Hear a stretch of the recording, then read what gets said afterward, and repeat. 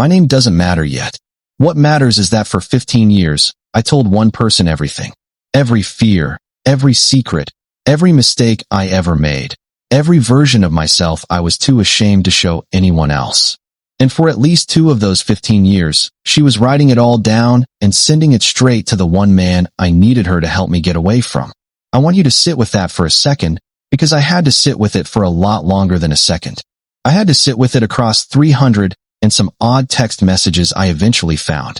I had to sit with it through a phone call where she cried harder than I did, like she was the one who'd been wronged.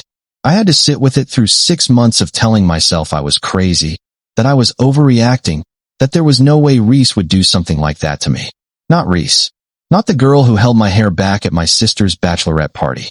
Not the girl who flew across the country with 2 days' notice when my dad went into the hospital. Not the girl who knew where I was ticklish and where I was scared and where every single one of my scars came from. The visible ones and the ones you can't see. That's the thing nobody tells you about betrayal from someone that close. It doesn't arrive like a slap. It arrives like a slow leak. You don't notice the air going out of the room until you're already gasping. My name is Dana. I was 31 years old when my entire understanding of loyalty got rewritten, and I'm going to tell you exactly how it happened, because somewhere out there, someone is living through the early part of this story right now and doesn't know it yet. Maybe you're the one who doesn't know it yet. Stay with me. Reese and I met when we were 16. Different schools, same dance studio, paired together for a duet because our teacher thought our energy matched. We hated each other for about 3 weeks, and then we were inseparable for 15 years. She was the maid of honor at my wedding. I was supposed to be the maid of honor at hers, except she never got married, because somewhere along the way Reese became the kind of woman who said relationships were a trap and meant it with her whole chest, while quietly being the most reliable person in my life. The contradiction never struck me as strange. People contain multitudes. That's what I told myself, anyway. My marriage to Caleb started falling apart around year 4. Not with some dramatic event. With erosion. With him checking out a little more every month. With me making myself smaller to keep the peace. With the particular loneliness of sleeping next to someone who feels like a stranger. Reese was the one I called at 2 in the morning when I finally admitted to myself that I was scared of my own husband's silence. Not scared of him hurting me physically. Scared of disappearing inside a marriage that had quietly become a performance. She was the one who helped me leave. Or so I thought. The divorce took 11 months. Caleb fought everything. Even things that weren't worth fighting. Like he needed to win something even as the whole thing burned down. Reese sat with me through depositions. She brought me food I didn't eat. She listened to me cry the same 5 sentences on repeat for almost a year. The kind of grief that isn't really about wanting the person back. It's about mourning the version of your life you thought you were going to have. I told her things in that year I had never told another human being. Where I felt weak. Where I felt humiliated. The specific things Caleb said to me that I was too embarrassed to repeat to my own mother. I told Reese because Reese was safe. Reese was the one person on the planet who I was certain would never use any of it against me. The divorce finalized in March. By June, I had started, slowly, carefully, to build something that felt like a life again. I started seeing someone, a quiet guy named Marcus who worked in restoration carpentry and didn't ask me to be anything other than exactly as broken as I was. I started sleeping through the night. I started laughing in a way that didn't feel like performance. And that's when the messages started. Not messages to me. I didn't know about these yet. These were happening somewhere else entirely, in a thread I wouldn't see for almost 2 more years. But I want you to understand the timeline, because the timeline is the whole horror of this story. While I was healing, while I was finally exhaling, somewhere on the other side of the city, my ex-husband and my best friend were building something quiet and ugly out of the wreckage of my life. It started, according to what I eventually found, with what looked like concern. Caleb reaching out to Reese, asking how I was doing, framing it like he was worried about me, like he just wanted to know I was okay. And Reese, who I think genuinely believed at first that she was doing something harmless, something almost kind, told him, just a little, just that I seemed to be doing better, just that I'd started seeing someone. I don't think she set out to betray me. I want to be fair about that, even now, even after everything. I think she took one small step that felt defensible, and then the next step was a little easier to defend than the one before it. And somewhere in there, The woman who loved me most in the world became a pipeline feeding my most private information to the man I'd spent 11 months and most of my savings trying to escape.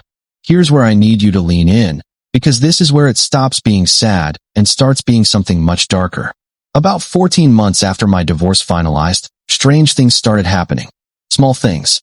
Caleb would say something to a mutual friend that referenced a detail about my new relationship with Marcus that I had never told that friend. A detail I had only told Reese. I brushed it off. Small towns, small social circles, things get around. Then it happened again. And again. Caleb showed up, coincidentally, at a restaurant Marcus and I had only decided to go to 2 hours earlier. Caleb mentioned, in a conversation with my sister, an argument Marcus and I had had in private, word for word, almost like he'd been standing in the room. I started to feel that particular kind of crazy that women get gaslit into feeling. The kind where you know something is wrong, but every individual piece of evidence is small enough to dismiss, and dismissing it feels safer than confronting what it might mean. I told myself I was paranoid. I told myself divorce makes you suspicious of everyone, even people who've earned 15 years of trust. I told Reese about the restaurant thing, half joking, asking if she thought it was weird, and she looked me dead in the eye and said, "Dana, you're spiraling. This is what happens when you don't fully process the divorce. You're seeing patterns that aren't there." I believed her. Of course I believed her. She'd never lied to me before. At least, that's what I thought, sitting across from her in that coffee shop, watching her stir oat milk into her latte with a steadiness I now understand was practiced. This went on for almost a year. A slow accumulation of small, dismissible moments, each one individually explainable, collectively impossible, except I had no way to see the collective pattern because the one person I would have processed it with was the one feeding it. The turning point came on a Tuesday in October, and I remember it was a Tuesday because I remember being annoyed it wasn't a weekend, like grief and revelation are supposed to have the decency to wait until you have free time. Marcus and I had a fight. A real one, not a big dramatic one, but the kind of low, quiet fight that happens between two people who are scared of repeating old patterns. We hadn't told anyone the details. We hadn't even fully resolved it ourselves yet. That night, I texted Reese, because that's what you do when something's wrong. You call the person who's known you longest. She didn't respond for 3 hours, which was unusual for her. When she finally did, her response felt off. Too composed. Too specific. She referenced something about the fight that I hadn't told her. A phrase Marcus had used. An exact phrase. I sat there staring at my phone in my kitchen, and something in my stomach just dropped straight through the floor. I didn't say anything to her that night. I didn't accuse her of anything. I just sat with this cold, creeping certainty, the kind that arrives quietly and then refuses to leave. I went back through months of conversations in my head. I started cataloging every strange coincidence Caleb had ever produced. And for the first time, I let myself ask the question I had been too afraid to ask. What if it's her? I want to be honest with you about what the next 2 weeks felt like, because I think this is the part people skip over when they tell stories like this. They skip the part where you have to become a detective in your own life. They skip the part where you have to spy on the person who used to be your safest place, and how disgusting that feels, how much you hate yourself for even considering it, right up until the moment you find the first piece of proof, and the hatred turns into something else entirely. I didn't go looking for anything dramatic. I didn't hack anyone's phone. I'm not that kind of person, and honestly, I didn't need to be. Because 2 weeks later, Reese made a mistake. The kind of mistake that, looking back, feels almost like fate stepping in, except I don't really believe in fate. I believe in carelessness, and carelessness always shows up eventually if you give betrayal enough time to get comfortable. We were at her apartment. She left her laptop open while she went to grab wine from the kitchen, and a message notification popped up on the screen from a thread she had pinned, a thread labeled with Caleb's first initial. I wasn't trying to look. I want to be clear about that. I have replayed this moment 1,000 times, and I still believe I wasn't trying to look. But the notification banner showed the first line of the message, just enough text to be unmistakable. It referenced Marcus by name. It referenced our fight. The fight from 2 weeks earlier. The fight I had only ever discussed with Reese. I didn't say anything. I want you to understand the discipline it took not to say anything in that moment. Not to scream, not to flip the laptop around and demand answers right there in her kitchen with the wine still breathing on the counter. Instead, I smiled. I finished the glass of wine she poured me. I talked about nothing for another hour. And when I left that night, I sat in my car outside her building for 20 minutes before I could make my hands stop shaking enough to drive. Because here's the thing about discovering a betrayal this deep. Your first instinct isn't rage. It's grief. It's the specific grief of realizing that an entire era of your life, 15 years of it, might not have meant what you thought it meant. And underneath the grief is a colder, more clinical voice that says, you need proof. Not for her, for yourself. Because you are going to need to be able to look back on this later and know, beyond any possible doubt, that you weren't crazy, that you weren't paranoid, that this happened exactly the way you think it happened. So I became patient. I became, for the first time in my life, genuinely strategic about a relationship that used to feel effortless. I started paying attention to her phone habits when we were together. I noticed she always angled her screen away from me now, something I'd never registered before because I'd never had a reason to look for it. I noticed she left rooms to take calls she used to take in front of me without thinking twice. And then I got my second twist, and this one I did not see coming. I assumed, this entire time, that Reese was simply talking to Caleb, feeding him information out of some twisted loyalty or unresolved feelings or whatever convoluted justification she'd built for herself. What I found out next reframed the entire story. Caleb wasn't just getting information. He was paying her. I found this out almost by accident, through my cousin who worked in a completely unrelated industry, but happened to know someone who did Caleb's bookkeeping for a side consulting business he ran. A recurring monthly transfer, going back almost 2 years, to an account registered under Reese's name, logged in his records under the vague label consulting services. Reese didn't even need the money. That's what made it so much worse. She had a good job, a stable life, no debt I knew of. This wasn't desperation. This was something closer to a transaction she'd simply decided was worth making, a betrayal she'd priced out and found acceptable. I sat with that information for 3 days before I could even process it as real, because somewhere in my mind, I had still been holding on to a version of this where Reese was confused or manipulated or caught in some emotional tangle she couldn't get out of. The money changed everything. The money meant choice. Sustained, repeated, monthly choice. I want to tell you that I confronted her immediately, that I had some explosive, cathartic moment where I threw the truth in her face and watched her crumble. But that's not what happened, and honestly, it's not what I needed. What I needed was something she couldn't talk her way out of. Because if there's one thing 15 years had taught me about Reese, it's that she was extraordinary at reframing. She could take any accusation and turn it into a misunderstanding, any betrayal into a moment of misguided loyalty, any lie into something that was technically true if you squinted hard enough. I had watched her do it to other people for 15 years and thought it was a charming quirk. I did not want to be the next person she did it to. So I waited, and I built a case. It took another 6 weeks.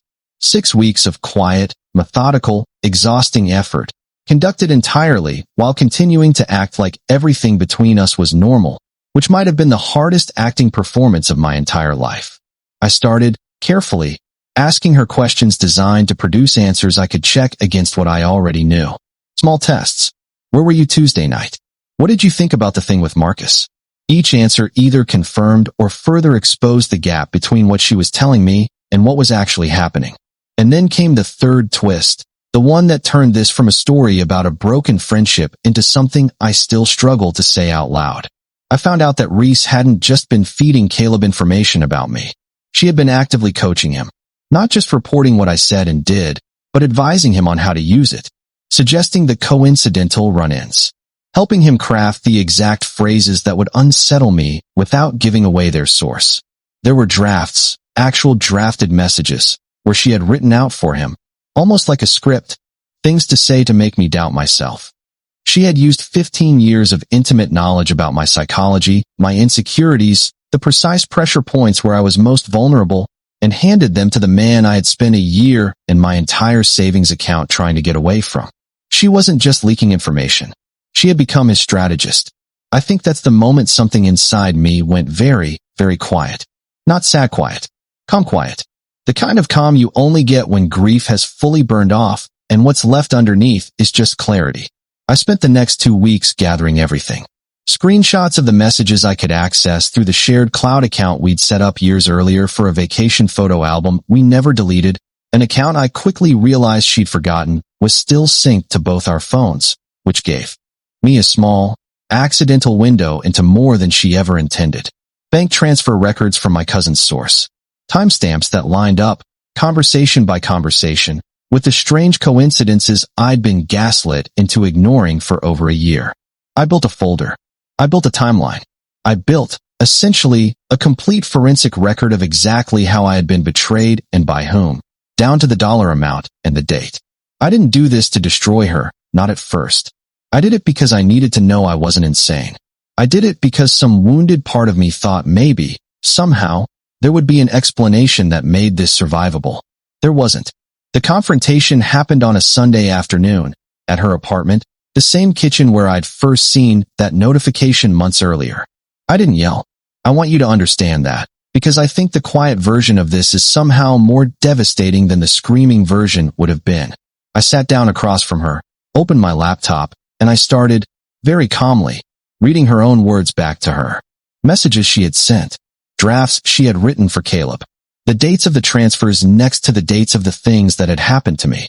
I watched her face go through every stage of getting caught. The instinctive denial. The pivot to minimizing. The attempt, even then, even with the evidence sitting open on the table between us, to reframe this as something other than what it obviously was. She said the word misunderstood 4 times. She said I was taking things out of context, as if there was a context in which coaching your ex-husband on how to psychologically destabilize you for money was defensible. And then she said the thing that I think will stay with me for the rest of my life. She said, I never stopped being your friend, Dana. I was just also helping him. As if those two things could coexist. As if loyalty could be subdivided, fractioned off, and sold in pieces while still technically remaining intact. I didn't argue with her. I had stopped needing her to understand by that point. I closed the laptop, picked up my bag, and I told her one sentence before I left, a sentence I had been quietly rehearsing for weeks without realizing it. You don't get to keep the parts of me you didn't ruin. I left her apartment, and I never went back. But here's where the story takes its final turn, the one I genuinely did not see coming when I started building that folder of evidence. I hadn't planned to do anything with what I'd gathered beyond confronting her. I wasn't trying to ruin her life. I just wanted the truth, the validation, the closure of knowing for certain that I hadn't imagined the slow, sick feeling I'd been carrying for over a year. But 2 weeks after I confronted Reese, Caleb made a mistake of his own. He filed a motion in family court, claiming I was an unfit influence on decisions related to a shared property dispute we still had lingering from the divorce, citing, among other things, erratic behavior and instability he claimed to have witnessed firsthand. My lawyer asked if I had anything that could counter the narrative he was building. I had everything. I handed over the entire folder. The screenshots. The financial records. The drafted scripts Reese had written, coaching him on exactly how to manipulate me, complete with timestamps that proved a sustained, paid campaign of psychological interference stretching back nearly 2 years. What Caleb had intended as a weapon against me became, instead, the single most devastating piece of evidence in the entire case. His own claims of instability collapsed instantly under a paper trail proving that any instability had been deliberately, financially, and strategically manufactured by 2 people working in coordination against me. The judge's reaction, according to my lawyer, was about as close to visible disgust as you'll see on the bench.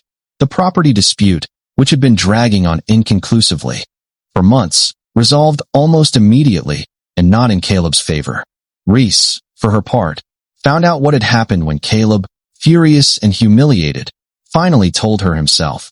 In a conversation she later admitted to a mutual friend had ended with him saying he never wanted to speak to her again either.